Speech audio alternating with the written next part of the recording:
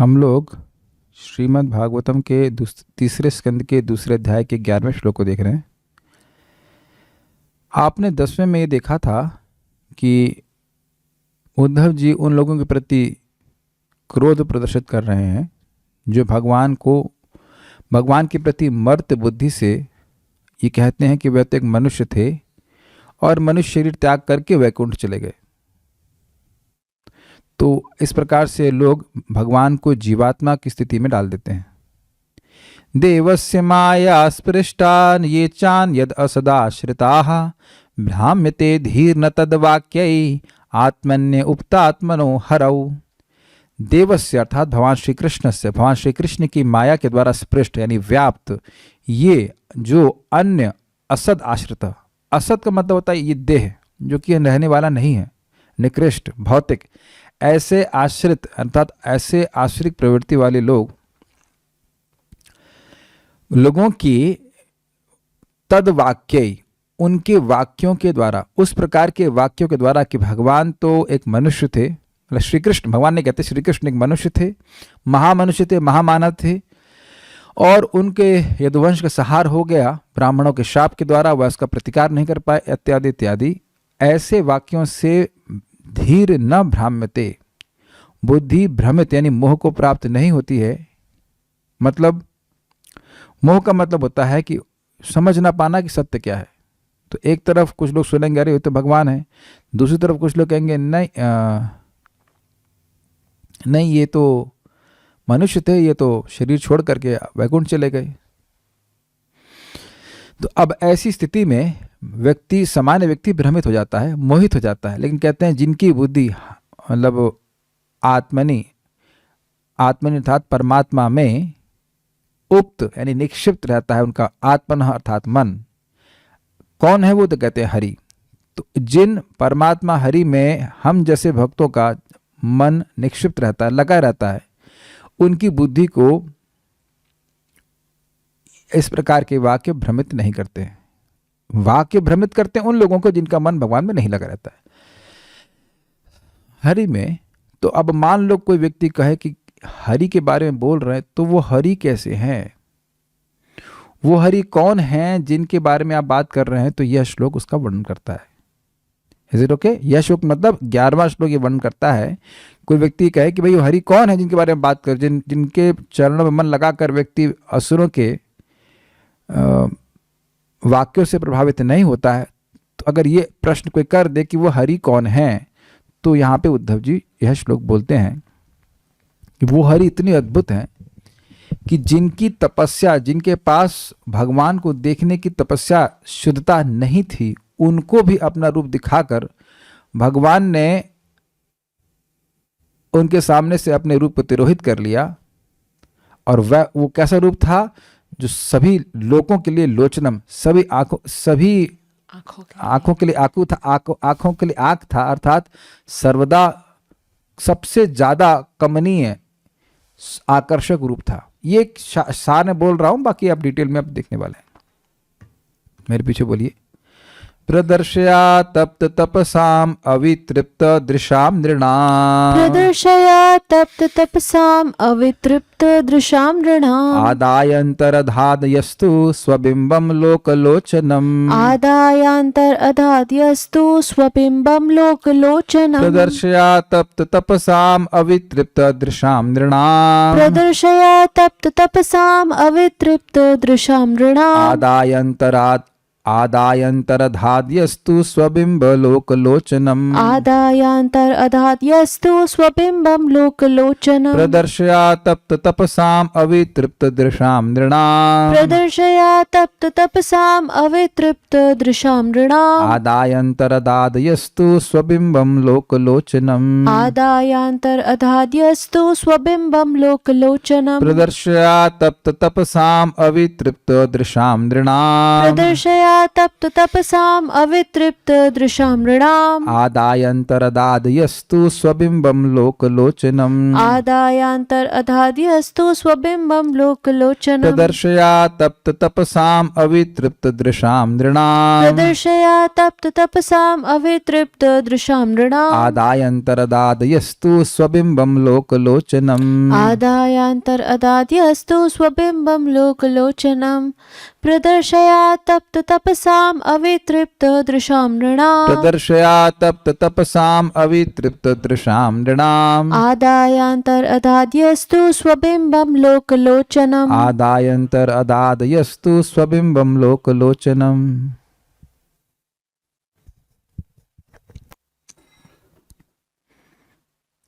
भगवान श्री कृष्ण जिन्होंने पृथ्वी पर सबों की दृष्टि के समक्ष अपना नित्य स्वरूप प्रकट किया था, अपने स्वरूप को उन लोगों की दृष्टि से हटाकर अंतर्धान हो गए जो वांछित तपस्या न कर सकने के कारण उन्हें यथार्थ रूप में देख पाने में असमर्थ थे। वांछित तपस्या का मतलब होता है भक्ति की तपस्या। कुछ अवांछित तपस्याएं भी होती हैं। ये भी आप भगवत गीता में सुनते हैं। तमोगुण में तपस्या होता है व्यक्ति, कुछ लोग अपने गाल को फोड़ लेते हैं, इधर से फाड़ लेते हैं, एक रॉड डाल लेते हैं और वो रॉड दूसरे गाल से बाहर निकल आती है, लेकिन उनके कानों में कथा नहीं जाती है। थोड़ा है ना, कानों में भी तो कथा प्रविष्ट कर रही है, तो वैसे कानों में कथा प्रवेश नहीं करेगी, वह तपस्या नहीं करेंगे, लेकिन गाल फाड़ लेंगे। ये तो देखा होगा आप लोगों ने। या कुछ लोग ऐसा होगा कि हाथ को ऐसे करके रखेंगे, वो 12-12 साल हाथ नीचे ही नहीं लेके आएंगे, मतलब सोएंगे ही नहीं। हाँ, एक पैर पे खड़े हो जाएंगे, लेकिन ओम नमो भगवते वासुदेवाय ध्रुव महाराज की तरह जप नहीं करेंगे। नहीं, हवा में उठना तपस्या नहीं, वो तो तपस्या का फल है। लेकिन है ना, कुछ लोग खा ही नहीं रहे, नहीं खाएंगे तो भगवान का प्रसाद भी तो नहीं खाएंगे। हाँ, बहुत अच्छा बात करें, मौनी बाबा हो जाएंगे तो वह हरे कृष्णा कृष्ण कृष्ण हरे हरे, हरे राम राम राम हरे नहीं बोलेंगे। तो इस प्रकार की तपस्या से भगवान प्राप्त नहीं होते। लोग भूखे रहते हैं, सब इस प्रकार की तपस्या से प्राप्त नहीं होते। तपस्या चाहिए, और वांछित तपस्या है भगवान की भक्ति करनी। भगवान के बारे में देखिए, हम सुन चुके हैं, शृण्वन्ति गायन्ति गृह्णन्त भीष्णशः स्मरन्ति नन्दन्ति तवे हितं जना तैव पश्यन्ति अचिरेण तावकं भव प्रवाह परमं पदाम्बुजम्। भगवान के बारे में सुनते हैं, गाते हैं और गृह्णन्ति और बोलते हैं, और ये सब करके वह स्मरण करते हैं और आनंदित होते हैं। ऐसे व्यक्ति जो भगवान की लीलाओं के संबंध में सब कार्य करते हैं, तो वो ही व्यक्ति भगवान को बहुत जल्दी देखने में समर्थ हो जाते हैं। और भगवान को ही देखेंगे, वे निर्विशेष ब्रह्म को नहीं देखेंगे, भगवान के विस्तारों को नहीं देखेंगे, भगवान कृष्ण को ही देखेंगे, उनके चरण कमलों को देखेंगे जो भव के प्रवाह का परम अर्थात रोक देते हैं, जन्म मृत्यु के चक्र को रोक देते हैं। तो स्पष्ट है क्या वांछित तपस्या है? श्रवण कीर्तन। श्रवण कीर्तन के द्वारा कृष्ण मिलते हैं। जब भगवान श्री कृष्ण जगत में आते हैं, तो जो लोग इस प्रकार की श्रवण कीर्तन के द्वारा भगवत प्रेम प्राप्त नहीं भी किए रहते हैं, उनको भी भगवान दिखते हैं।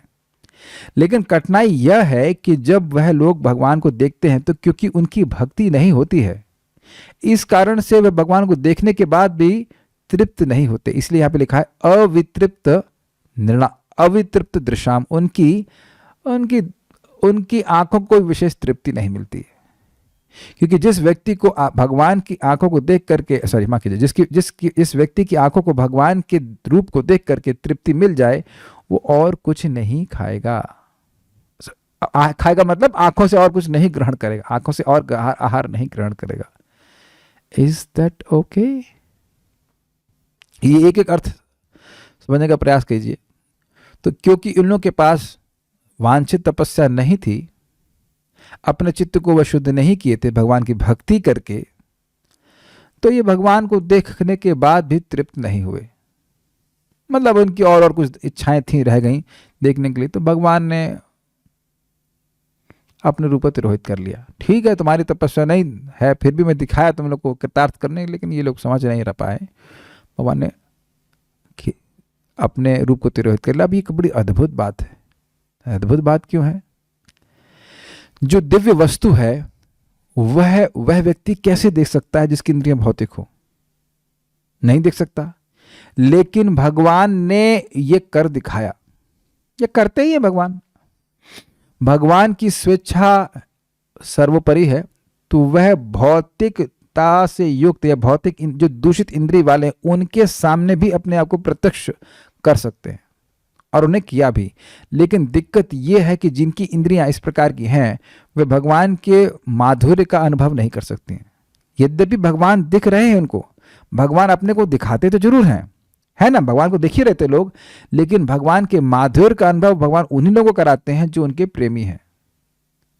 तो भगवान ने अपनी स्वेच्छा से अपने स्वरूप का प्रदर्शन कराया। ध्यान दीजिए, यह नहीं कह रहे हैं कि हमारी तरह वो देह को धारण किए, हम भी एक दूसरे की देह को देख रहे हैं, और ये देह कर्माधीन है, ये हमारा स्वरूप नहीं है, लेकिन भगवान ने अपने स्वरूप को प्रदर्शित किया। कुछ अंतर देख पा रहे हैं? ऐसे भगवान हरि हैं। अंतर समझ पा रहे हैं? हम एक दूसरे के शरीर को देख पा रहे हैं क्योंकि शरीर हमको दिया गया है एक दूसरे को देखने के लिए और भ्रमित होने के लिए। अग्रीड? लेकिन भगवान ने अपने स्वरूप को प्रस्तुत किया। सब लोग समझ रहे हैं इस बात को? अपने स्वरूप, उनके देह और उनमें कोई भेद नहीं है, और वे अपनी इच्छा शक्ति से, अपनी अंतरंगा शक्ति से भगवान ने ऐसा किया। इसलिए कहते हैं प्रदर्शया, प्रदर्शित करके। तो जब हम कह रहे हैं कि यह व्यक्ति प्रदर्शित कर रहा है, तो अर्थात वह उसकी इच्छा से प्रदर्शित कर रहा है। प्रदर्शनी सुना है आपने? प्रदर्शनी आपने सुना होगा, जगह जगह प्रदर्शनी लगती है, तो वहां जो प्रदर्शनी लगाने वाले हैं वो वस्तुओं को अपनी इच्छा से प्रस्तुत करते हैं, कोई जबरदस्ती लाकर के वहां प्रदर्शनी नहीं लगाई जाती। ये प्रदर्शय शब्द से ध्यान रखेगा कि ये भगवान की स्वतंत्र इच्छा को सूचित कर रहा है कि भगवान इतने स्वतंत्र हैं, इतने समर्थ हैं कि भौतिक इंद्रिय वालों के भी इंद्रियों के गोचर हो जा रहे हैं, इंद्रियों के को भी गोचर हो जा रहे हैं। लेकिन उनकी इंद्रियां भगवान के माधुर्य को पकड़ने वाली नहीं थी, क्योंकि वह अतप्त तपसाम, वह पवित्र नहीं हुए थे, पवित्र चित्त वाले नहीं हुए थे, भक्ति नहीं किए थे, इसलिए भगवान की मधुरता को नहीं पकड़ पाए, इसलिए अवितृप्त, उन्हें कोई विशेष तृप्ति नहीं हुई। जैसे मान लो आप भोजन कर रहे हो और कोई बहुत मीठा, बहुत मिष्ठान मिल जाए, बहुत अच्छी वस्तु मिल जाए, तो अब उसको ही व्यक्ति बार बार ग्रहण करना चाहेगा, उससे विशेष रूप से तृप्त हो जाएगा, तो वो और किसी चीज से देखना नहीं चाहेगा, ऐसा क्षमा कीजिएगा, और कुछ चीज को खाना नहीं चाहेगा। देखा क्या होगा? ऐसा करते हैं। लेकिन ये लोग अवितृप्त थे, इन्हें संतुष्टि नहीं हुई। ये एक अर्थ सब लोग ग्रहण कर पा रहे हैं, इसके बहुत सारे अर्थ निकलेंगे, लेकिन मैं एक अर्थ बता रहा हूं कि इन लोगों को कोई खास टेस्ट हुआ नहीं। भगवान इनके उद्धार के लिए अपने रूप को प्रस्तुत किए। क्यों किए? थोड़ा समझिए, क्यों किए? क्योंकि ये लोग हमेशा अंट संट बकते रहते हैं। हम बक शब्द करें कि बकवाद, तो बगुले होते ना, बक मतलब बगुला, तो बगुले जैसे बाएं बाएं बाएं बाएं करते हैं, उनकी कोई बात का वैल्यू नहीं है। इसी प्रकार से वो लोग कहते रहते अलख निरंजन, अलख निरंजन, उसको लख नहीं सकते, उसको लख नहीं सकते। तो भगवान कहते हैं क्या लख नहीं सकते? देखो लखो, मैं आ गया सामने, भगवान प्रकट होते हैं, फिर भी इन लोगों को कोई विशेष रुचि नहीं होती। क्या प्रमाण है? जब भगवान कृष्ण बलराम पहली बार मथुरा गए तो वहां पे एक धोबी मिला उनको, और वह धोबी भगवान के सामने आया और भगवान ने उससे मांगा भी कि क्या तुम यह वस्त्र मुझे दे सकते हो? तो वह प्रसन्न होने की बजाय क्रोधित हो गया कि यह वस्त्र कंस का है, राजा का है, तुम्हारी इतनी धृष्टता कि तुम राजा का कपड़ा मांगते हो, मैं नहीं दूंगा। अगर ऐसा दोबारा बोलोगे और राजा को मालूम चल गया तो तुम्हें दंड प्राप्त होगा। तो भगवान क्रोधित होकर के उसके इधर गर्दन पे चाप, कराटे चाप कहते हैं ना, ऐसे चाप मार दिए, उसकी गर्दन अलग हो गई। तो वहाँ चैतन्य भागवत में इस बात का वर्णन करके बड़ा सुंदर कहा गया है कि मुकुंद दत्त नाम के भक्त महाप्रभु को समझा रहे हैं बात कि उस धोबी ने कई जन्मों में तपस्या करी थी, भगवान को देख तो पाया, लेकिन क्योंकि भक्ति नहीं करी थी, वांछित तपस्या नहीं करी थी, तो इसलिए वह भगवान को देख करके भी प्रसन्न नहीं हुआ। तो अतप्त तपस्या को प्रपात इसीलिए अनुवाद किए हैं कि वांछित तपस्या नहीं किए, भक्ति की तपस्या नहीं किए, इसलिए भगवान को देखकर तृप्त नहीं हुए। ठीक है, ये एक अर्थ है, बाकी और अर्थ आपके सामने हम प्रस्तुत करेंगे। अन्वय देखिए, यह तो भगवान श्री कृष्ण ने तो, अब तो क्यों लगाया? तो का आशय है कि भाई पिछले श्लोक में सुना कि वह लोग बहुत गलत गलत बात भगवान के सामने बोलते हैं। जो लोग असुर प्रकृति के लोग हैं वह तो स्वाभाविक सी बात है कि वांछित तपस्या नहीं किए रहते हैं, उनका हृदय शुद्ध नहीं है, तभी तो असुर प्रकृति के को स्वीकार किए हैं, है ना। तो जब कोई व्यक्ति आपके खिलाफ गलत गलत बात बोल रहा है तो स्वाभाविक सी बात है कि व्यक्ति उनके सामने नहीं जाना चाहेगा। लेकिन भगवान तो लेकिन भगवान तो इतने कृपालु हैं कि ऐसे लोगों के सामने भी अपने रूप को प्रदर्शित किए हैं। कितना सुंदर अर्थ आ रहा है आपको, लिंक समझ में आ रहा है कि भगवान कितने अद्भुत हैं। सर्व अमंगल हरे, तभी तो उनको हरे कहा जा रहा है।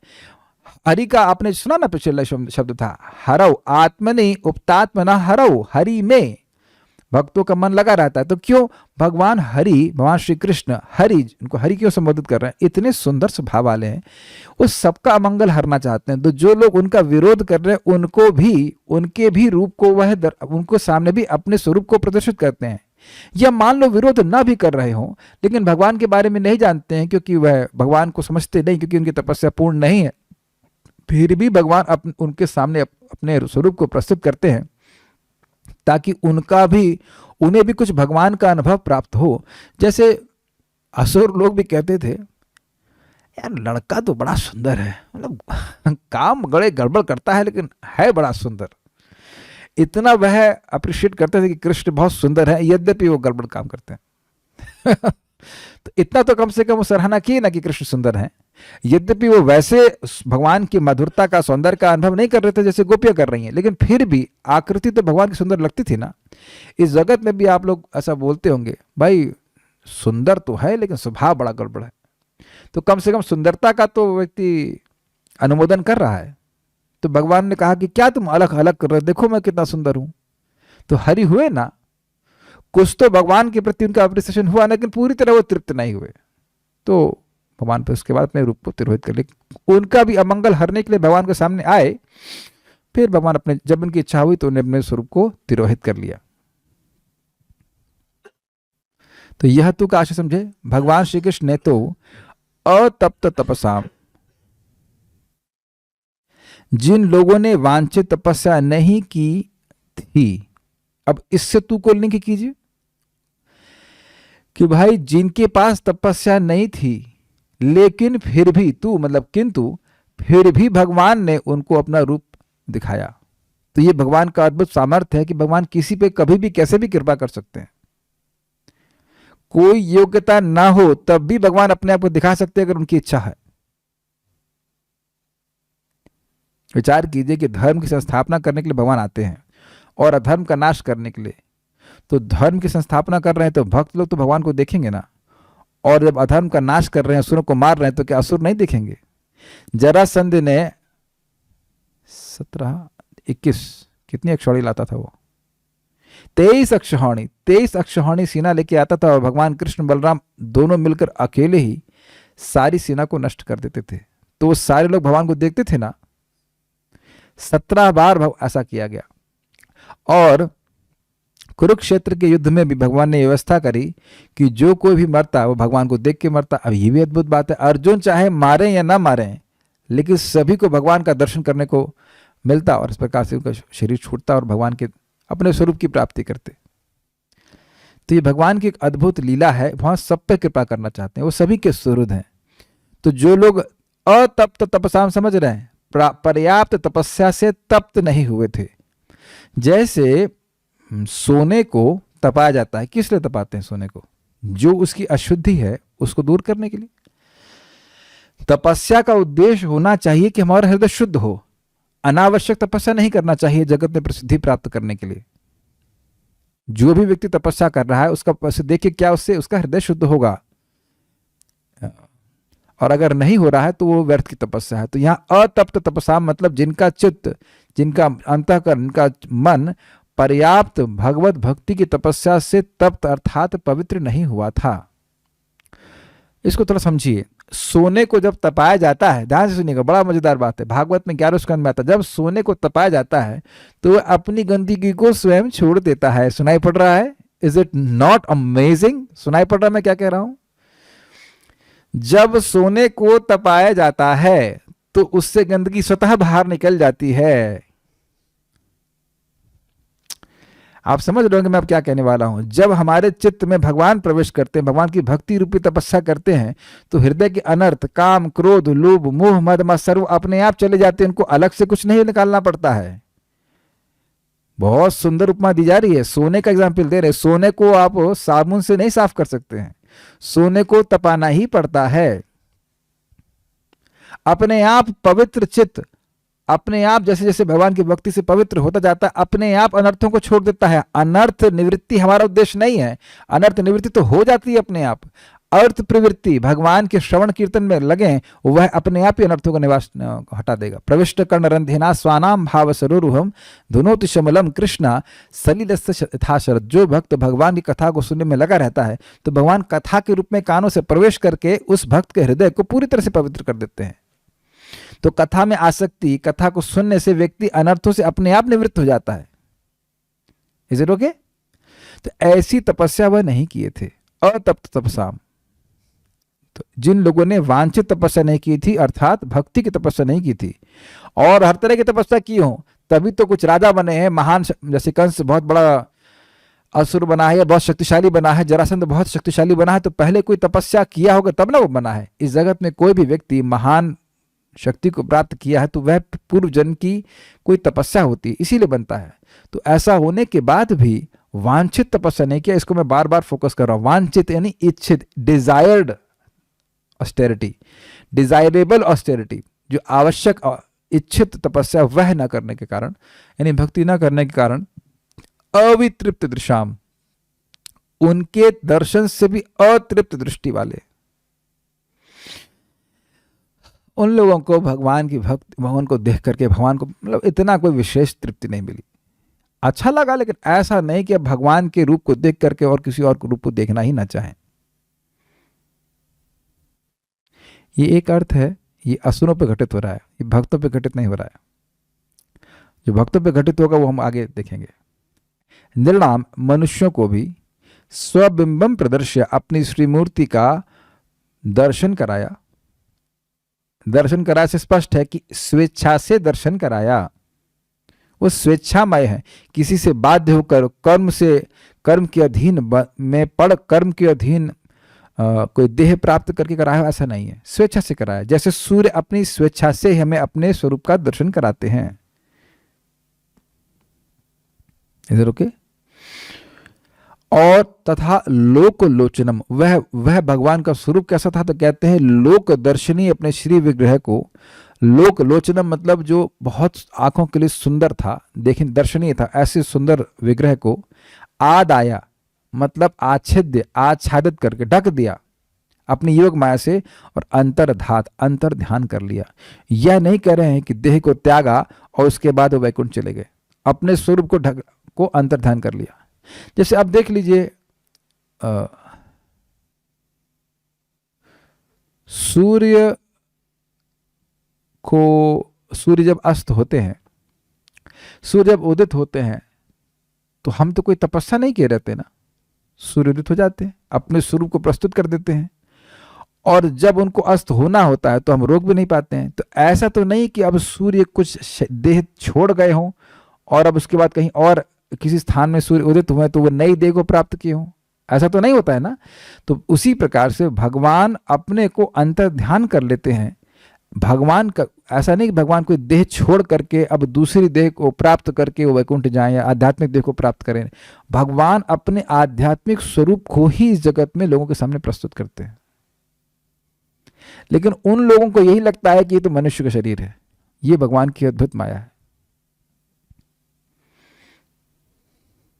देखिए, जैसे अब सूर्य का एग्जाम्पल ले लें, जो लोग शास्त्र नहीं श्रवण करते हैं, क्या वह साइंटिस्ट या जो कोई भी लोग कभी सोच सकते हैं कि यह सूर्य देव हैं? आज भी लोग यही मानेंगे ना कि अगर आप सूर्य को देवता कहें, जो आजकल के लोग हैं जो तथाकथित रूप से पढ़े लिखे हैं, वो कहेंगे क्या देवता है, ये तो एक ग्रह है या आग का गोला है। तो उसी प्रकार से जो शास्त्र नहीं जानेगा वो कभी भगवान श्री कृष्ण को, वो भगवान कृष्ण को एक मनुष्य ही मानेगा। आप सोचिए समझिए, आप लोग भगवान के भक्त हैं, शास्त्र श्रवण करते हैं, इसलिए अलग श्रद्धा है। नहीं तो सामान्य लोग तो सोचेंगे अब भगवान भी घूमते हैं मनुष्य के रूप में, भगवान क्यों आने लगे इन मनुष्य के रूप में, भगवान तो हैं। बहुत लोग कहते हैं होंगे या शक्ति है या निराकार है। ये स्वीकार करना सामान्य लोगों के लिए बहुत कठिन है, इसीलिए तो वो सामान्य लोग हैं जो बहुत बड़े महात्मा है। महात्मानस्तु माम पार्थ दैवीं प्रकृतिम आश्रितः, जो महान भक्त हैं, महात्मा हैं, वह भगवान की इस दिव्य प्रकृति को स्वीकार करते हैं कि भगवान आते हैं, अपने दिव्य स्वरूप को प्रकाशित करते हैं।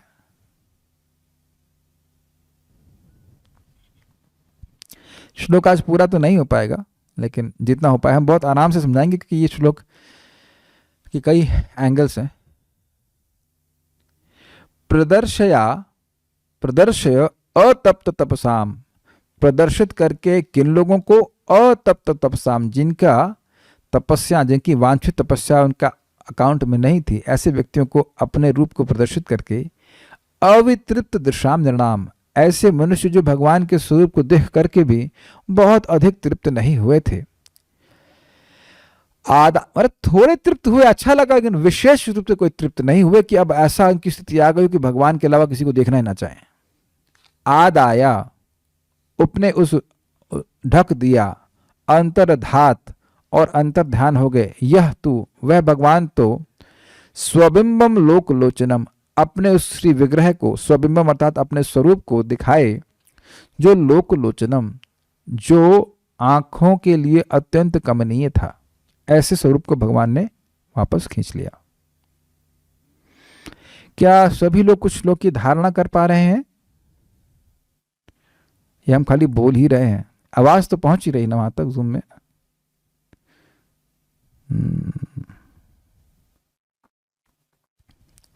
उम्मीद है कि आप लोग समझ भी रहे होंगे। It's not that difficult. I hope devotees are getting it.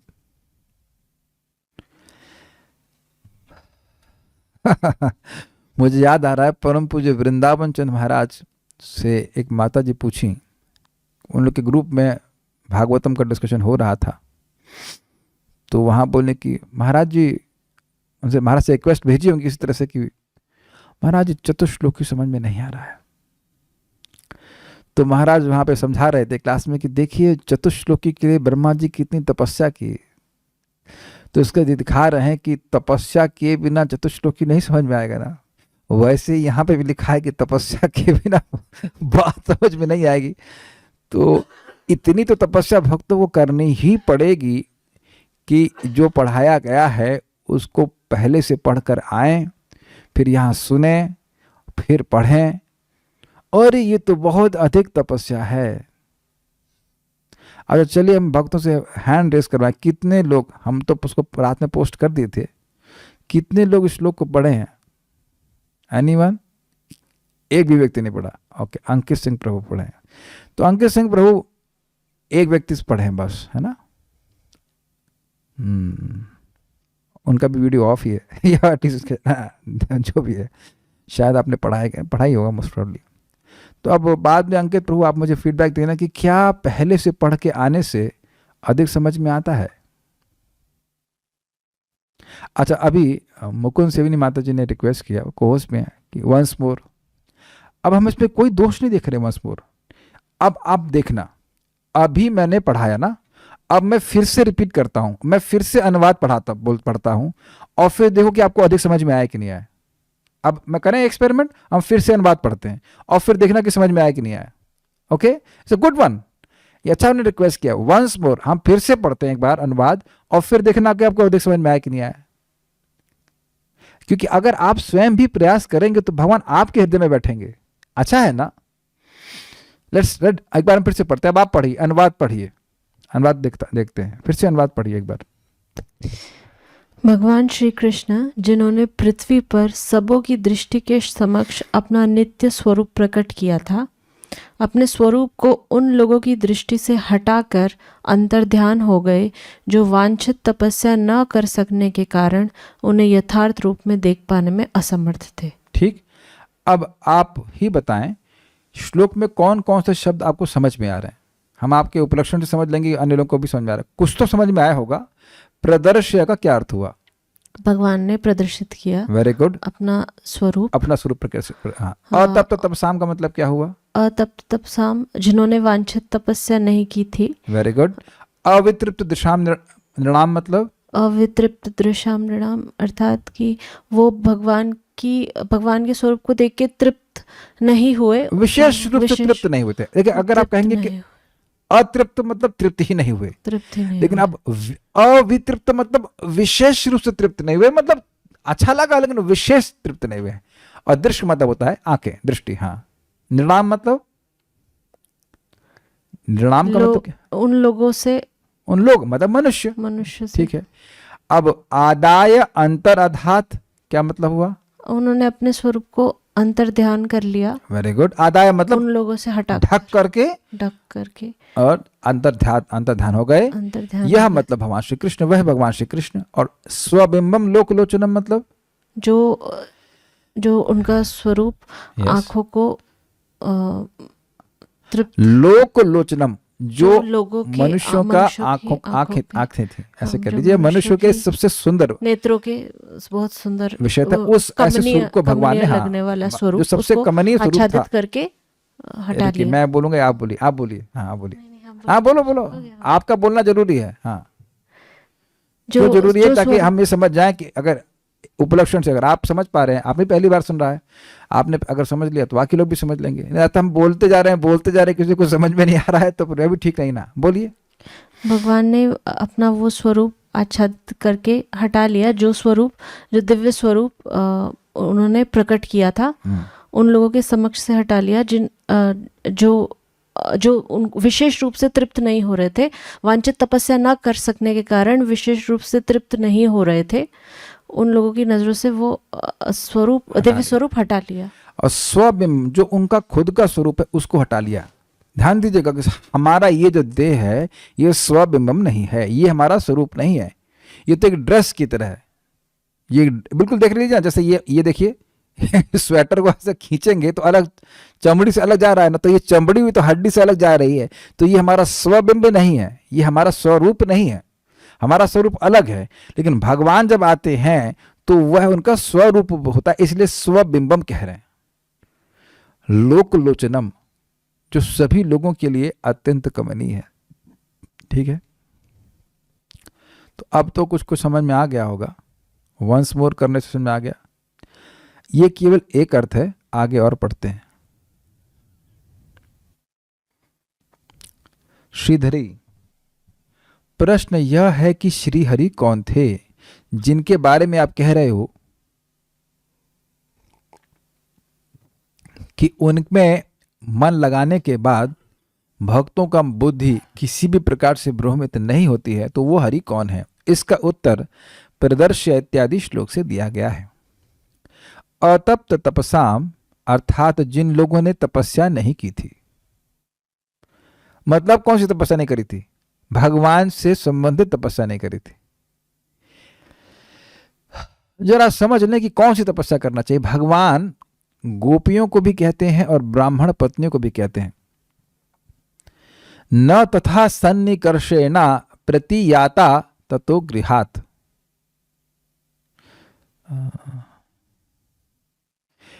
मेरे बारे में कथा सुनने से, मेरे विग्रह को देखने से, मुझ पे ध्यान करने से, श्लोक ढूंढिए। श्रवणात् दर्शनात् ध्यानात् मयि भावो कीर्तनात् न तथा सन्निकर्षेणा ततो याता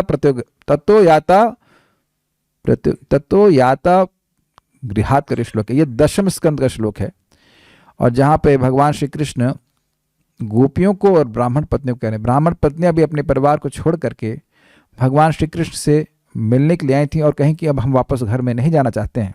तो उन्हें कहा था श्रवणात् दर्शनात् ध्यानात् मयि भावोन्कीर्तनात् न तथा सन्निकर्षेण ततो याता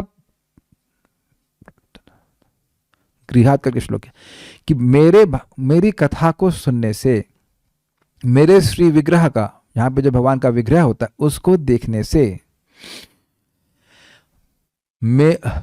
मुझ पर ध्यान करने से, भगवान को देखा या भगवान की लीला का स्मरण किया, और मई भावों कीर्तनात्, मुझे प्राप्त करने की इच्छा से कीर्तन करने के द्वारा ही मुझ में प्रेम उत्पन्न होता है। न तथा सन्निकर्षण, मेरे केवल पास होने मात्र से नहीं होता। अप्रतियाता ततो गृहात, इसलिए आप लोग वापस घर चले जाइए और ये 4 कार्य कीजिए। याद हो रहा है? भगवान के बारे में सुनने से, भगवान के बारे में सुन रहे हैं, मैं चेक करा रहा हूं, आप लोग उधर चेक करते चलिएगा। भगवान ने ये एक श्लोक 2 बार बोला है, सेम टू सेम, ब्राह्मण पत्नियों को भी और गोपियों को भी। मेरे बारे में सुनने से, भगवान के बारे में हम लोग सुन रहे हैं, यस और नो? ठीक है। भगवान के विग्रह को देखने से, भगवान के विग्रह को देखने का मौका मिलता है। अगर घर में विग्रह है तो घर में दिखते हैं, और नहीं तो आप ऑनलाइन भी देख लेते हैं, कोई कठिनाई नहीं है। और कीर्तन, हरे कृष्णा कृष्ण कृष्ण हरे हरे, हरे राम राम राम हरे हरे, यह कीर्तन तो सभी लोग कर सकते हैं, अगर कथा बोलना आता ना भी हो तो भी। ये तो सर्वश्रेष्ठ कथा है। और जैसे मैं यहाँ भगवान के बारे में बोल रहा हूँ तो इसीलिए ना कि हम लोग भगवान का प्रेम प्राप्त करें और भगवान के धाम को प्राप्त करने की योग्यता प्राप्त कर सकें, तो बड़ा स्पष्ट है। और भगवान का ध्यान करने से, भगवान का ध्यान अलग अलग प्रकार से किया जाता है। उनके रूप का ध्यान करते हैं, उनके गुणों का ध्यान करते हैं, इस प्रकार से। तो ये 4 चीजें उपलब्ध हैं जिसके द्वारा भगवान का प्रेम प्राप्त होता है। ये भगवान का स्वयं का वचन है कि एकदम सामने साथ में रहने मात्र से भगवान से प्रेम नहीं होता। ये 10.29.27 है। उसके अलावा ये गोपियों को भी कहा है, तो 2 जगह भगवान ने श्लोक बोला है 10वें स्कंद में। तो तपसा मतलब इन्होंने भगवान के बारे में पर्याप्त मात्रा में सुना नहीं, न उनके बारे भगवान का ध्यान किया, न विग्रह की सेवा की, और न ही भगवान का कीर्तन किया। इस कारण से ये लोग अतएव, इसलिए इनका चित्त पवित्र नहीं हुआ, इसलिए अवितृप्त दृश्याम, अर्थात उनकी दृष्टि भगवान का दर्शन करने से तृप्त नहीं हो सकी। कोई विशेष तृप्ति नहीं मिली, वो विशेष सुख नहीं मिला उनको। ऐसे लोगों को भी श्री भगवान ने इतने समय तक स्वबिंबम अर्थात अपने श्री विग्रह का दर्शन कराया। क्यों कराया? प्रश्न है, क्यों कराया? क्योंकि भगवान हरि हैं। हरि की व्याख्या हो रही है, सर्व अमंगल हरे, प्रेम दिया हरे मन। इन लोगों को भी, मैंने भगवान ने सोचा कि इन लोगों को भी, यद्यपि इन लोगों के पास कोई तपस्या नहीं है, फिर भी इन लोगों को मेरा दर्शन प्राप्त होगा तो इनका कुछ कल्याण होगा। कुछ का नहीं, बहुत कल्याण होगा। जैसे मंदिर में भी भगवान का जो विग्रह है वो भगवान से भिन्न है। प्रभुपाद समझा चुके हैं कि उसमें भी असीमित शक्ति होती है। तो जो लोग, अब एक देखा ही गया है, मंदिर में इस्कॉन वृंदावन में भी आते हैं लोग, आकर भांगड़ा करने लग जाते हैं, कीर्तन सुनते हैं तो अब भांगड़ा कर रहे हैं, वो तो कोई भक्ति भावना है नहीं, लेकिन फिर भी भगवान के सामने नृत्य कर रहे हैं तो कुछ सुकृति बन रही ना, आगे जाके भगवान के भक्त बनेंगे। भगवान को देखते हैं तो उसमें लिखा है कि जो व्यक्ति भगवान के मंदिर में प्रवेश करना मात्र से ही वह मुक्त हो जाता है, वहीं से वो मुक्त हो जाता है। भगवान के पास बार बार दर्शन करने आ रहा है, भगवान के बारे में ना जानता हो, लेकिन उसकी मुक्ति वहीं से शुरू हो गई। तो भगवान तो जीवों पे कृपा करना चाहते हैं ना, तो इसलिए भगवान ने अपनी शक्ति से प्रदर्शित कराया, यद्यपि वह योग्य नहीं थे। और उसके पश्चात लोकलोचनम अर्थात संसार के लिए दर्शनीय अपने श्री विग्रह को आदाय अर्थात आच्छादित कर, यानी ढक कर अंतर्ध्यान कर लिए। यानी कि क्या मतलब हुआ? जो दुष्ट बोल रहे हैं कि शरीर त्याग करके भगवान चले गए, ये बात गलत है। भगवान ने अपने श्री विग्रह को जो उनसे अभिन्न था उसको ढक लिया। मतलब भगवान का देह नष्ट नहीं हुआ, भगवान देह त्याग करके अंतर्हित हुए वो नहीं, अंतर ध्यान हो जाना, अंतर ध्यान हो जाना, अंतर ध्यान हो जाना। समझ में आ रहा है? हम जूम पे अपना वीडियो ऑफ कर लें तो इसे कहते हैं अंतर ध्यान, और हम प्रकट हो गए। अब जैसे यहीं बहुत सारे भक्तों के पास दिव्य शक्ति है, अपने सब वीडियो स्टॉप करके बैठे हुए देवता की तरह, अरे तुम्हारे पास इतनी तपस्या है कि अब तुम्हारा दर्शन करोगे ना। बाकी मनुष्य सुन रहे हैं, बाकी जो देवता वो वीडियो ऑफ करके बैठे हुए हैं, है कि नहीं। तो आप देख रहे हैं कि जैसे हमारे पास यहाँ क्षमता है कि हम अपना वीडियो ऑफ करें या ऑन करें, तो उसका मतलब यह तो नहीं कि हम मर जाते हैं, है ना। अपना वीडियो ऑफ कर कुछ और काम कर रहे होते हैं, है कि नहीं। तो भगवान अपना अंतर वीडियो ऑफ कर लेते हैं, जगत में अंदर ध्यान हो जाते हैं, और अब वह अपना लीला में चले जाते हैं, अप्रकट लीला में चले जाते हैं। तो जो आप लोगों के पास ये शक्ति है, तो भगवान के पास नहीं हो सकती है। वैसे ये शक्ति हमारी नहीं है, ये शक्ति उधार में मिली है, लेकिन भगवान के पास शक्ति खुद की है कि वह अपने स्वरूप को अंतर्हित कर लेते हैं। ये भारतीय समझते हैं इस बात को, कई कथा में सुना होगा, ये सामने ये देवता प्रकट हुए और उसके बाद वो गायब हो गए। ये तो बहुत बार देखा, कोई ऋषि प्रकट हुए फिर गायब हो गए, वहीं खड़े खड़े गायब हो गए। तो ये भगवान की अद्भुत शक्ति, इससे सूचित होता है कि यद्यपि भगवान दिख रहे हैं, ध्यान से सुनना, लेकिन भगवान का स्वरूप पूरी तरह से चिन्मय है। मैं इसको हरिनाम से जरूर कनेक्ट करना चाहूँगा। भगवान अपनी इच्छा से हमारी जीभ पर आ रहे हैं। हरे कृष्णा कृष्ण कृष्णा हरे हरे, हरे राम राम राम हरे हरे। लेकिन अतप्त तपस्या, अभी हमारी तपस्या पूर्ण नहीं हुई है, इसलिए हम लोग अभी पूरी तरह तृप्त नहीं हुए हैं। ऐसा नहीं हुआ है कि हम लोग बस केवल भगवान का नाम बोलना चाहते हैं और कुछ और नहीं बोलना चाहते, है कि नहीं।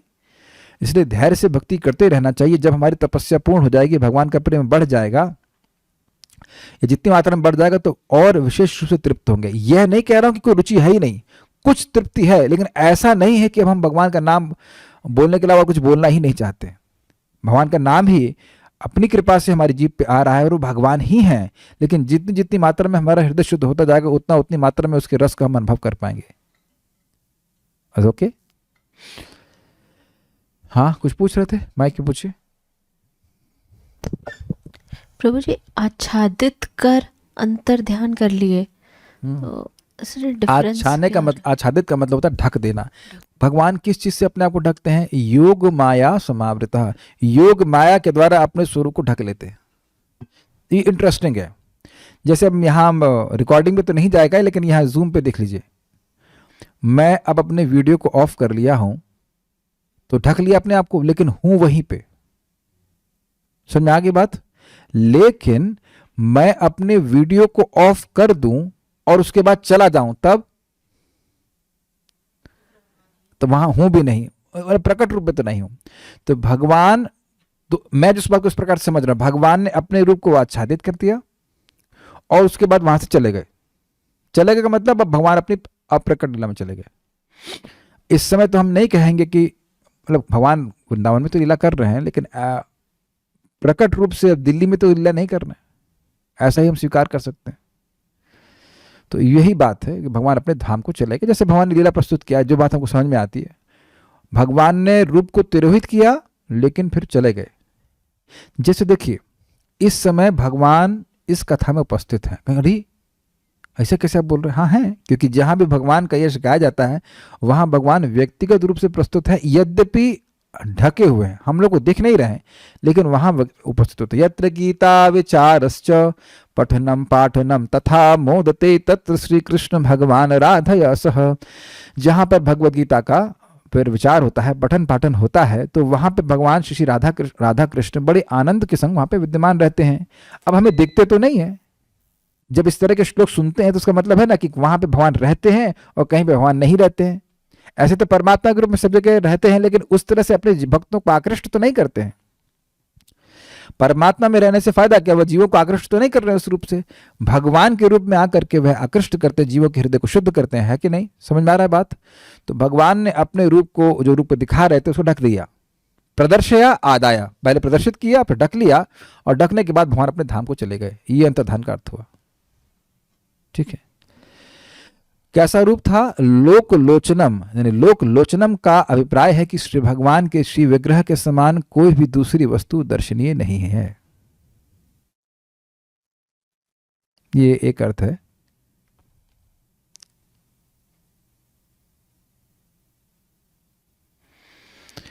आंखों की आंख भगवान है, अर्थात आंखों की दृष्टि केवल भगवान को देखने के लिए मिली है। एक महान भक्त थे, उनका नाम था कुरैश। श्रीपाद रामानुजाचार्य जी के वह शिष्य थे, और श्रीपाद रामानुजाचार्य जी की जान बचाने के कारण एक घटना हुई थी, तो उनके आंखें निकाल ली गई थी एक राजा के द्वारा। वस्तुतः वह राजा शैव था, शिव जी का उपासक था और भगवान विष्णु का भक्तों का वह द्रोही था। तो श्रीपाद रामानुजाचार्य जी सन्यासी थे और उसने भेजा उनको बुलाने के लिए कि आप आइए, हम आपसे शास्त्रार्थ करवाएंगे। तो वो समझ गए कि इनका अहित करना चाहते हैं। तो श्रीपाद रामानुजाचार्य कुरैश के कपड़े पहने, कुरैश ने स्वयं ये बोला, और कुरैश स्वयं श्रीपाद रामानुजाचार्य बन करके उस राजा के पास चले गए और वहाँ उन्होंने शास्त्र में उसको हरा भी दिया, उसके सारे पंडितों को हरा दिया, स्थापित कर दिया कि भगवान विष्णु ही सर्वश्रेष्ठ हैं। तो वह क्रोधित होकर के बोला कि अगर तुम स्वीकार नहीं करते हो कि शिव श्रेष्ठ हैं तो मैं तुम्हारी आंखें निकलवा दूंगा। तो वो नहीं स्वीकार किए, तो उनकी आंखें निकलवा दी, वो अंधे हो गए। तो अब उसके बाद उनको छोड़ दिया गया। तो वो किसी तरह से वापस आए। तो जब श्रीपाद रामानुजाचार्य जी ने देखा तो उनको बहुत दुख हुआ। तो आगे जाकर के बहुत लंबी कथा है। तो वह अब फिर वो कांचीपुरम चले जाते हैं, जहाँ तक मुझे कांचीपुरम आ जाते हैं, वहाँ पे वरदराज का मंदिर है। तो वहाँ पे श्रीपद रामानुजाचार्य जी उनसे कहते हैं कि देखो, तुम वरदराज जी से मांगो कि तुम अब अपनी आंखें मांग लो। तो वो जाते हैं लेकिन भूल जाते हैं। कहते मांगे, कहते हैं नहीं मैं भूल गया। तो बहुत क्रोधित हुए, कहते तुमको कहा था ना कि तुम अपनी आंखें मांग लो। कहते अच्छा अगली बार जाऊंगा तो मांग लूंगा। जब फिर वो जाते हैं फिर भूल जाते हैं। तो फिर कहते हैं तुम इस बार जरूर मांगोगे। तो उन्होंने कहा ठीक है, आप बोल रहे हैं तो मैं कहूँगा ऐसा। तो फिर वो तीसरी बार जब जाते हैं तो वरदराज जी से कहते हैं कि हे भगवान, मैं अपने गुरु महाराज और आपके अलावा किसी को कुछ न देख, मैं और कुछ न देख सकूं। आपकी सेवा हो, गुरु महाराज की सेवा हो तो मैं देख सकूं, अन्यथा मैं नहीं किसी को देखना चाहता। ऐसे प्रेमी थे कुरैश। और भगवान ने कहा तथास्तु। तो इस प्रकार समझ गए मैं कहानी क्यों सुना रहा हूं। वह जगत में भगवान के अलावा किसी को नहीं देखना चाहते थे। और अब ये बात हम लोग के लिए बिल्कुल सहज लगती है, लेकिन अगर हम इस बात की अनुभूति करें कि हम कितने अज्ञान में हैं कि इस जगत में जिन आकृतियों के प्रति मैं आकृष्ट हूं, उनकी प्रकृति कितनी निकृष्ट है। कोई पुरुष किसी स्त्री के प्रति आकर्षित है तो जरा विचार करें कि उसमें आकर्षण के लिए क्या है। या कोई स्त्री किसी पुरुष से आकर्षित है तो उसमें क्या आकर्षण के लिए है? कुछ भी नहीं है ना।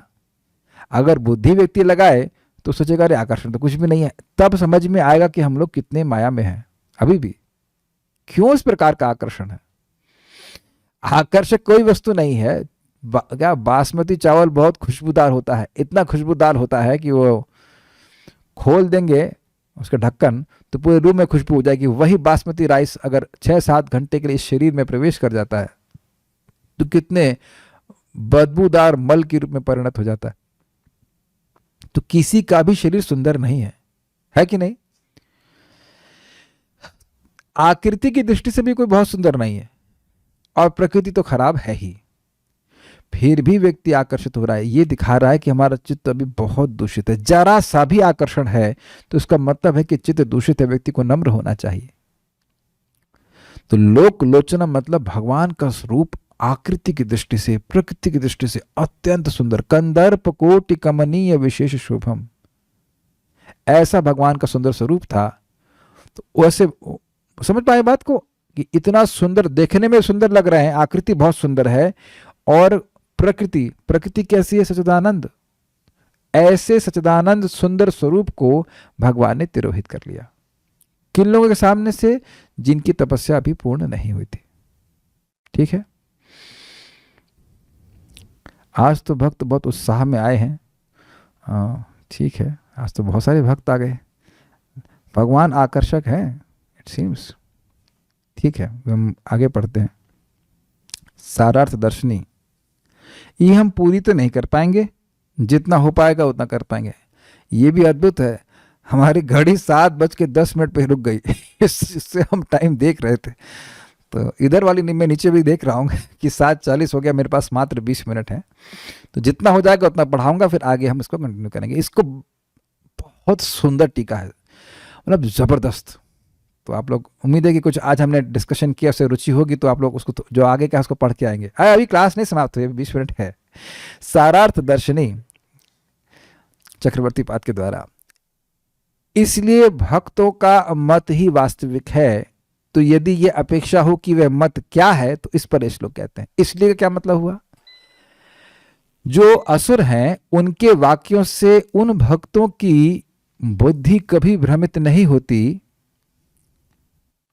नहीं ऐसे मैं समझा, हाँ नहीं होती, जिनका मन भगवान के चरणों में। लेकिन आप श्लोक देखेंगे तब समझ पाएगा, मैं क्या समझ पाएंगे कि मैं क्या कहना चाहता हूँ। श्लोक दिखाइए पिछला वाला, बहुत सुंदर श्लोक है, बहुत सुंदर श्लोक है, उससे लिंक हो जाएगा। देवस्य माया स्पृष्टा ये चान्यद असदाश्रिता, जो लोग भगवान की, देव की माया से स्पृष्ट, तो जो व्यक्ति माया से प्रभावित है, आप माइक लिख के बताइए मेरी बात समझ में आ रही कि नहीं। जो व्यक्ति भगवान की माया से प्रभावित है, वह व्यक्ति को यहाँ पे असुर कहा गया है। और वह व्यक्ति क्या भ्रमित है या नहीं है? भ्रमित है। क्यों? क्योंकि माया से स्पृष्ट है, जिससे बड़ा स्पष्ट है। तो वह जो भ्रमित होकर के अनर्गल प्रलाप करेगा, अंट संट बात भगवान के बारे में बोलेगा, उससे आत्मनि उपतात्मनो हरऊ, जो जिन भक्तों का मन भगवान हरि के चरणों में ही निक्षिप्त है, उनकी बुद्धि भ्रमित नहीं होती। तो यानी इससे स्पष्ट है कि भगवान के भक्त माया से प्रभावित नहीं होते और असुर माया से प्रभावित होते हैं। ये क्लियर समझ में आ गया? तो अब माइक छोड़िए मत। तो अब आप यह बताएं कि अगर सत्य जानना हो तो जो व्यक्ति भ्रमित है उसकी बात माननी चाहिए या जो भ्रमित नहीं है उसकी बात माननी चाहिए? जो भ्रमित नहीं है उसकी बात। अच्छा, तो 10वें श्लोक के अनुसार कौन भ्रमित नहीं है? भगवान के भक्त, जिनकी भगवान में बुद्धि निक्षिप्त है, हाँ, चित्त निक्षिप्त तो है। इसलिए भगवान की बात भगवान के भक्तों की बात माननी चाहिए ना, भगवान के संबंध में माननी चाहिए। यही लिंक है। क्योंकि भगवान के भक्त जिनका मन भगवान में लगा हुआ है, क्यों लगा हुआ है? क्योंकि भगवान के माधुर्य का वह सदन कर रहे हैं, और इसलिए भी क्योंकि भगवान उनको अंदर से ज्ञान दे रहे हैं। ये लोग भगवान के संबंध में भ्रमित बिल्कुल नहीं है। भगवान के संबंध में क्या, किसी भी संबंध में भ्रमित नहीं। जो व्यक्ति भगवान के संबंध में भ्रमित नहीं, वो भ्रमित है ही नहीं। तो क्योंकि उनके पास वाकई वास्तविक दृष्टि है, शास्त्र दृष्टि है, भगवान को देखने की दृष्टि है, तपस्या है, तो उनकी बात माननी चाहिए ना। जैसे रास्ता पूछते हैं तो अंधों से पूछते हैं कि आंखों वालों से पूछते हैं? तो कठिन प्रश्न है, आप बताइए इसका क्या उत्तर है? आंखों वालों से पूछते हैं। तो परम पूज्य लोकनाथ महाराज कहते हैं, कभी आप लोग अंधे से पूछे हैं कि भैया सूर्य कहाँ है? This is amazing. क्या किसी अंधे को आप पूछेंगे कि भैया सूर्य कहाँ है? मान लीजिए आपके, बुरा न माना, आपके पिताजी या दादाजी अंधे हों, तो कभी उनसे उम्मीद करेंगे वो बता पाएंगे कि सूर्य उदित हुआ कि नहीं हुआ? नहीं। उसी प्रकार से कोई व्यक्ति सोचे कि हमारे पिताजी, हमारे दादाजी, हमारे चाचा जी, हमारे मामा या ताऊ, यह कोई हमें भगवान के बारे में बताएगा, तो उससे पहले पूछो, पहले देखिए कि क्या वह भगवान की माया से स्पृष्ट है या नहीं। अरे जो घर परिवार में ही पचा रचा रहता है, जो भगवान के बारे में कभी सुना नहीं, कोई साधुओं से कुछ ज्ञान नहीं प्राप्त किया, तो वह माया के द्वारा स्पृष्ट नहीं होगा तो किसके द्वारा स्पृष्ट होगा? उसी से स्पृष्ट होगा। तो भगवान के बारे में तो अंट संट बोलेगा ही। तो इसलिए ऐसे लोगों की बात ना सुनकर भक्तों के मत को ही स्वीकार करना होगा, क्योंकि उनका मत शास्त्र के आधार पर है।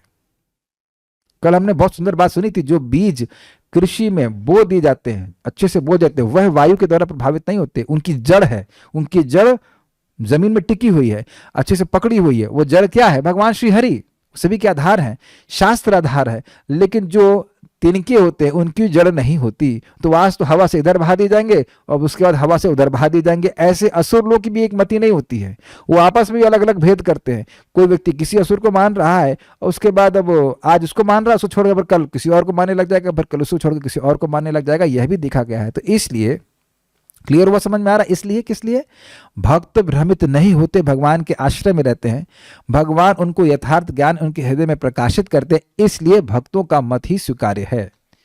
लिंक आपको समझ में आ गया? ठीक है। हाँ,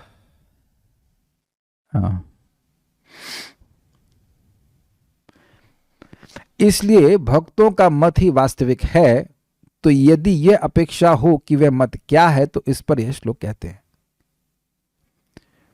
अवितृप्त दृशाम निर्णाम, ये अनादर के अर्थ में षष्ठी प्रयोग है। निर्णाम मतलब मनुष्यों की। तो संस्कृत में ये कुछ नियम है इस प्रकार का कि षष्ठी च अनादरे, षष्ठी विभक्ति समझते हैं, संबंध कारक विभक्ति संबंध, तो उसका प्रयोग अनादर में भी होता है। यहाँ एक नोट दिया गया है, अनादर अर्थ प्रकट करने के लिए षष्ठी और सप्तमी दोनों विभक्ति होती है। जैसे खगानाम काकः, अब खगानाम काकः धूर्तः, पक्षियों में कौवा धूर्त है। रुदतः पुत्रस्य पिताम वनम गतः, रोते हुए पुत्र का पिता वन में चला गया। अर्थात अपने पुत्र का अनादर करते हुए उसके आंसुओं का आदर नहीं कर रहा है कि वह रो रहा है तो रुक जाए, नहीं, उसको छोड़कर चला गया। तो ये संस्कृत का ऐसा प्रयोग है। तो कह रहे हैं अवितृप्त दृशाम नृणाम, ऐसे मनुष्यों का जिनका चित्त भगवान को देख करके बहुत तृप्त नहीं हुआ था, ऐसे भक्तों का, क्षमा कीजिएगा, ऐसे मनुष्य का अनादर करके भगवान ने अपने रूप को वापस खींच लिया। अब नहीं तृप्त हो रहे तो ना तृप्त हो, हम अपने रूप को खींच ले रहे हैं। अब समझ में आया आपको? ये होता है ना। हाँ, इनको 125 साल में इनको अकल नहीं आई तो इनको आगे भी अकल नहीं आएगी। हम कृपा करके दिखाए, अब नहीं समझ रहे हैं तो छोड़े, नहीं समझ रहे ना समझ रहे। समझ में आते? जगत में आपने देखा वो किसी को आप समझा रहे हैं और वो बोका मतलब बुद्धू, वह समझ ही नहीं रहा है, समझने की चेष्टा भी नहीं कर रहा, तो आप क्या करते हैं? अब नहीं समझ में आ रहा तो उसका अनादर करता है, छोड़ो, नहीं समझ में आ रहा। आप लोग प्रचार में देखे होंगे कि भगवान की बात किसी को समझाइए, कुछ इतने बुद्धू होते हैं कि मानने को तैयार ही नहीं होते है ना, नहीं समझेंगे तो आप क्या करते हैं? और नहीं समझ रहे भाई, ना समझ, भाड़ में जाओ। ऐसे हम लोग बोल देते भाड़ में जाओ। तो आप अनादर कर देते हैं ऐसे व्यक्ति का। अनादर मतलब क्या करना, समझ ही नहीं पा रहा है। जिन भगवान ने तो स्वबिंबम, जैसे हम एग्जाम्पल दे रहे हैं, अभी हम लोग क्लास के लिए आ रहे थे, आज नहीं कल परसों की बात होगी, तो एक कुत्ता हमारे घर के सामने आया, या शी डॉग कह लीजिए, वो बेचारी बहुत दयनीय लग रही थी। तो हम लोग ऊपर से मैं हल्ला करके उनको बोला कि आप रोटी लाओ, उसको रोटी देंगे। तो रोटी रखने पे भी नहीं खाया। तो हमने कहा अरे ये क्या है, फिर हम रोटी किसी और को दे दिए, खींच ली उससे रोटी। जब तुमको अच्छी वस्तु दे रहे, भगवान का प्रसाद दे रहे, वो समझ नहीं रहा है, वो कहाँ समझ पाएगा कि भाई भगवान का प्रसाद है और खा लेना चाहिए, सब कुछ नहीं। तो वह तो अनादर, वो तो कुछ समझ ही नहीं रहा है। तो तुम नहीं स्वीकार कर रहे हो तो ठीक है, फिर हम किसी और को दे देंगे। तो खींच लिया उस तरह से। तो जब भगवान देखे कि ये तो तृप्त ही नहीं हो रहे हैं, इन्हें तो कुछ आस्वादन कर ही नहीं पा रहे हैं, तो भगवान फिर उनका और अब अपने रूप को उनके सामने प्रदर्शित नहीं किए, वो अनादर करना, उपेक्षा करके भगवान अपने रूप को तिरोहित कर लिए। Is it okay? ठीक है। जिन भगवान ने तो स्वबिंबम अर्थात अपने श्री विग्रह को, अपने देह को नहीं, जैसे हमारे देह और देह में भेद होता है ऐसा नहीं, अपने श्री विग्रह को, अपने स्वरूप को निर्णाम अर्थात मनुष्यों को प्रदर्शित करके एवं उसके माधुर्य का आस्वादन आरंभ करवा के उन अवितृप्त दृशाम अर्थात अतृप्त नेत्रों का अनादर करके अपने श्री विग्रह को पुनः आदाय अर्थात उनके नेत्रों से आच्छादित करके तथा लेकर अपने स्वरूप को ढके और उसी स्वरूप को ले लिए साथ में, वो देह छोड़ नहीं दिए।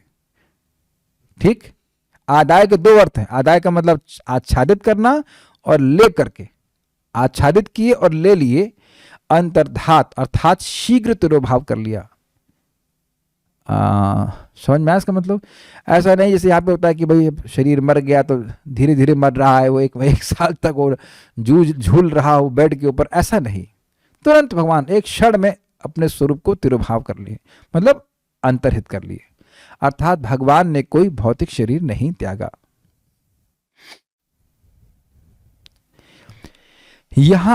यहाँ यह उत्प्रेक्षा ध्वनित है कि भगवान ने यह सोचा कि उनके तिरोधान के न होने पर जो उनके लिए अति लोभी हैं वे तो निश्चिंत होकर उनके रूप का आस्वादन करते रहेंगे।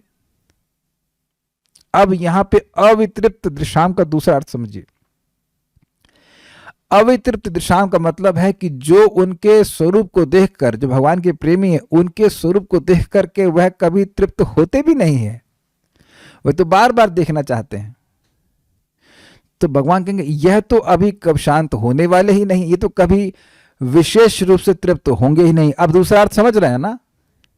जैसे इस जगत में आप देखते हैं कि कोई बहुत आस्वादनीय वस्तु होती है तो आपका पेट भर जाता है लेकिन आप तृप्त नहीं होते, और खाने की इच्छा होती, और खाने की इच्छा होती। कभी कभी हम लोग घर में जाते थे प्रसाद के लिए, तो कहते और क्या, हमने कहा एक दो और पेट दे दीजिए ताकि और भोजन कर सके, लेकिन तृप्त नहीं हुए, लेकिन पेट भर गया। लेकिन आंखें तो ऐसी है नहीं ना, अगर आंखें किसी रूप को देखना चाहती तो ऐसा तो नहीं कि आंखें भर जाएंगी, अब और नहीं देख सकते, ऐसा तो नहीं है ना। तो भगवान सोचने लगे कि ये जो भगवान मेरे प्रेमी भक्त हैं, यह लोभी हैं, तो यह तो मेरे रूप का आस्वादन बड़े आराम से करते ही रहेंगे, निश्चिंत। अरे भगवान तो है, आस्वादन करते रहेंगे, क्या दिक्कत है। तो अब कोई कहेगा परंतु तब तो भगवान पर दत्तापहार का दोष लगेगा, अर्थात दत्त अपहार, जो दत्त आपने दिया उसको वापस खींच लेना, अर्थात जो प्रदान की हुई वस्तु का अपहरण कर ले, तो इस पर कहते हैं लोकलोचनम, अर्थात सभी लोक के लोचन भगवान में ही स्थित थे, इसलिए मनुष्यों की आंखों के अपहरण के लिए उन्होंने अपने श्री विग्रह का दर्शन दिया था, न कि उनके परमार्थ दान के लिए। यह चोर के न्याय के अनुसार पुनः उत्प्रेक्षा है, अर्थात जैसे एक चोर साधु के वेश में गृहस्थ के घर में चोरी के लिए जाता है, न कि उसका मंगल करने के लिए, उस प्रकार यह श्लोक व्याज स्तुति को भी प्रस्तुत करता है, अर्थात निंदा के बहाने स्तुति। कृष्ण ने पृथ्वी पर अवतीर्ण होकर सबका पालन नहीं किया, अपितु सभी के चक्षु का हरण करके उनको अंधा कर दिया। ये क्या बात बोल रहे हैं, बड़ी मजेदार बात। देखिए क्या कहना चाहते हैं। भक्त हैं अवितृप्त दृशाम, भगवान के रूप को वह देखना चाहते हैं, भगवान ने रूप दिखाया, अब भगवान के रूप को देखने के बाद वे और कुछ नहीं देखना चाहते, वह कुछ देखते ही नहीं, वो कुछ देख पाते भी नहीं है, उसी रूप की स्मृति उनके मन में छाई रहती है, तो अंधे हो गए ना। तो लोक लोचनम मतलब भगवान का वह सुंदर स्वरूप जगत का आंख था और उसको भगवान ने अंतर्हित कर लिया, खींच लिया वापस। तो वस्तुतः भगवान ने लोगों की आंखों को ही छीन लिया। तो कहेंगे ऐसा क्यों किया, तो कह रहे हरि का अर्थ ही है हरने वाला। विशेष लोग से ग्रहण करना चाहिए कि हरि का स्वरूप क्या है, हरते हैं। तो उन्होंने लोगों की आंखों को हर लिया। तो अब किसी को व्यक्ति अंधा बना दे तो ये तो बहुत खराब बात है ना। कि मान लो कोई कहे, जैसे अभी हमने सुना कि उस शैव राजा ने कुरेश को अंधा बना दिया, तो आप बहुत कहेंगे ना खराब बात है। तो हम देख रहे थे कि एक प्रकार से उनकी निंदा ही कर रहे थे, खराब आदमी। तो यह तो लग रहा है कि भगवान की निंदा हो रही है। भगवान ने सब लोक लोचनम, सबकी आंखों को छीन लिया। सबकी आंखें क्या थी, सबकी आंखें थी भगवान का स्वरूप। कुछ समझ में आ रहा है ना बात। क्यों, क्योंकि आंखें बस वही देखती थी। जो आंखें देखें उस सामर्थ्य को कोई खींच ले तो आंखें अंधी हो जाएंगी कि नहीं हो जाएंगी। मेरी बात समझ में आ रही है कि नहीं। आंखें जो देख रही हैं उसके बाद वह आंखें उस दृश्य को देखने के लिए समर्थ ना हो पाए, तो यही तो आंखों का अंधापन हुआ ना। तो भगवान ने इतना सुंदर रूप अपने भक्तों को दिखाया, उससे तो वह तृप्त होने वाले नहीं थे, अत्यंत प्रेमी थे। तो अब उनको वही रूप देखने की इच्छा थी। तो जब भगवान ने वह रूप दिखा दिया तो मानो वह अंधे ही हो गए। तो वस्तुतः ये सब जान रहे हैं कि ये एक ऐसा लग रहा है कि निंदा हो रही है, लेकिन एक प्रकार का अलंकार है।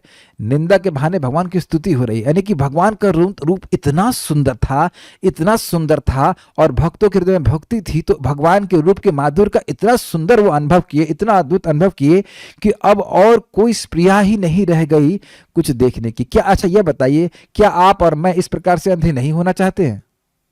होना ही चाहते हैं। क्या इस प्रकार से बहरे नहीं होना चाहते हैं? हाँ बिल्कुल होना चाहते हैं कि भगवान के अलावा और कोई शब्द सुनने की स्प्रिया ही नहीं रहे। अरे यही तो संघर्ष चल रहा है कि भगवान के अलावा भी हम कुछ सुनना चाहते हैं अभी भी, और वो हमको तृप्त नहीं करता। यही तो संघर्ष है ना भक्तों का। अभी भी कुछ और सुनना चाहते हैं, अभी भी कुछ और देखना चाहते हैं ना कि अब ऐसा कुछ स्थिति आ जाए, ऐसा प्रेम हो जाए कि भगवान के अलावा और किसी रूप को देखने की इच्छा ही ना हो। वो होगा आगे जा करके होगा। तो ऐसा भगवान ने करके दिखा दिया, करके दिखाया, ताकि आगे लोग सुन करके ऐसी स्थिति को प्राप्त करने की स्पृहा कर सकें। समझ में आ रहा है? तो ये भगवान का यश ही है। भगवान ने इतना सुंदर रूप प्रस्तुत किया कि लोगों के आंखों को हर ही लिया, क्योंकि वह आंखों को हरने के लिए ही आए थे। समझ में आया? जैसे, समझ पा रहे हैं? जैसे एक चोर एक गृहस्थ घर में उसका धन हरने के लिए आता है, भले वो साधु के रूप में आए, तो उसी प्रकार यद्यपि भगवान हरि के रूप में आए थे, जो सर्व अमंगल हरने वाले हैं, लेकिन आए तो अमंगल हरने वाले भगवान के रूप में, लेकिन लोगों की आंखों को हर ले गए। तो अब ये एक भगवान की स्तुति है, जबकि लग रहा है कि निंदा है।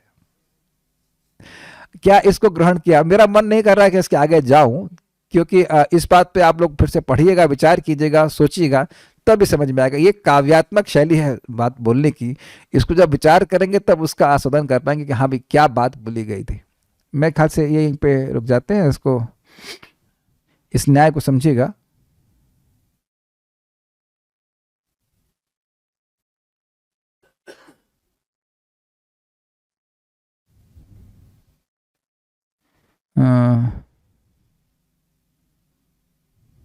मेरे पास 4 मिनट मेरे पास है, एक और पढ़ना पड़ेगा इसका। नहीं, हम उसको कल ही देखें। हम एक प्रश्न बना के छोड़ दे रहे हैं यहाँ पे कि अगर लोग, बात यहाँ पे एक प्रश्न आप लोग के मन में प्रश्न आ ही रहा होगा, अरे भाई भगवान का मधुरता ऐसी तो है नहीं कि खत्म हो जाती। अगर वो तृप्त नहीं हो रहे थे तो अनंत काल तक भगवान के सुंदर स्वरूप का दर्शन करके वह दर्शन करते रहते और वह आनंदित होते रहते, तो भगवान को दिक्कत क्या है? भगवान तो कृपा सिंधु है ना। तो अगर वैसी कृपा करते तो उनका कृपा सिंधु नाम चरितार्थ ही होता ना। तो भगवान ने स्वरूप को क्यों खींच लिया? तो उसके वो हम लोग कल सुनेंगे। ये सब आगे बातें होंगी, आप लोग पढ़ के आएंगे तो और समझ में आएगा। बहुत बहुत धन्यवाद, आप लोग आए इस प्रकार से और सुने। कुछ कह रहे हैं, नेत्रों का सामर्थ्य हटा लिया या नेत्रों का कमनीय विषय जिसके अलावा भक्त कुछ और देखना नहीं चाहते थे। तो ये कमेंट है कि क्वेश्चन मार्क है, हम नहीं समझ पाए। आई थिंक सो ऐसा कमेंट, या समझ गए तो नहीं। क्या प्रश्न है क्या? अच्छा, प्रश्न है, प्रश्न यह है कि नेत्रों का सामर्थ्य हटा लिया या नेत्रों का कमनीय विषय जिसके अलावा भक्त कुछ और देखना नहीं चाहते थे, ये कर दिया। देखिए, बात समझने का प्रयास कीजिए। अभी अच्छा ही हुआ कि मैं कुरेश की कथा सुना दिया। कुरेश को उनके गुरु महाराज बोले कि नेत्रों का सामर्थ्य मांगो, लेकिन वह नेत्रों का सामर्थ्य किस रूप में मांगे कि भगवान को ही देखूं मैं और कुछ देख ही ना पाऊं। कुछ समझ में आ ही रहा है ना? तो भगवान ने इतना सुंदर रूप दिखा दिया कि वह नेत्रों का सामर्थ्य था और कुछ देखने का, लेकिन अब वह और कुछ देखने की स्पृहा ही छूट गई उनकी। देखिए, एक बात समझिए, इस जगत में आप कोई भी कार्य करते हैं क्योंकि स्पृहा है। स्पृहा हो ही नहीं तो हम उस चीज को देखेंगे ही नहीं। मैं समझा पा रहा हूं? भक्तों का अनुभव होगा कि पिक्चर देखना बंद कर दिए होंगे, मैं याद भी दिलाना नहीं चाहता हूं, लेकिन क्योंकि स्पृहा ही समाप्त हो गई है कि नहीं? जिसके पीछे लोग भाग रहे हैं, भक्तों की स्पृहा समाप्त कर दे। वो वस्तु में दृश्य है, लेकिन वो आंखों उसको देखना नहीं चाहती हैं। और कभी कभी ऐसा होता है कि जो व्यक्ति बहुत प्रेमी होता है, जिसका प्रेम करता है, वह चला जाता है, वो हट जाता है, तो अब उसका ही रूप उसकी आंखों के सामने छाया रहता है। वह लोगों को देखता भी है तो उसको वो उसी में खोया रहता है। अब मेरी बात समझने का प्रयास करें। जैसे कि हम उद्धव जी के संग स्वयं ही देख रहे हैं, ये उद्धव जी का अनुभव है, व्यक्तिगत अनुभव है। वो थे ना इस जगत में, वो जगत में थे ना। आपने सुना नहीं कि जब भगवान, वो उद्धव जी बैठे हुए हैं तो वह भगवान के ही चिंतन में है। यद्यपि भक्त जगत में दिखता है, लेकिन वह जगत की वस्तुओं को नहीं देख रहा होता है। तो एक बार कोई भगवान की माधुरता का अनुभव कर लेगा। माधुरता का अनुभव समझ रहे हैं? असीमित सुख एक बार उसको भगवान ने चखा दिया, तो अब उसके बाद निकृष्ट भोग में क्यों जाने का प्रयास करेगा व्यक्ति? तो इस जगत की किसी भी वस्तु को वो देखने का सामर्थ्य होते हुए भी नहीं देखेगा। उस प्रिया ही समाप्त कर देंगे, कर दी भगवान ने। थोड़ा विचार भी करेंगे तो और समझ में आएगी बातें. So will stop. Shrimad Bhagavatam की जय, श्रील प्रभुपाद की जय, निताई गौर प्रेमानंदे.